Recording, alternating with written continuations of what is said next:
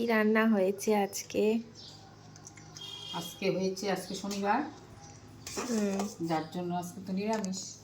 এই জন্য একদম চালে ডালে সবজি দিয়ে গরম খিচুড়ি। গরম খিচুড়ি। বাহ। আলু, বেগুন, শিম, ফুলকপি দিয়ে পাতলা পাতলা খিচুড়ি। সাথে আর মটরশুঁটিও আছে। হ্যাঁ, মটরশুঁটি আছে, আলু, বেগুন, শিম দিয়ে ঘিটি দিয়ে গাজর, আচ্ছা, আর আর বেগুন ভাজা।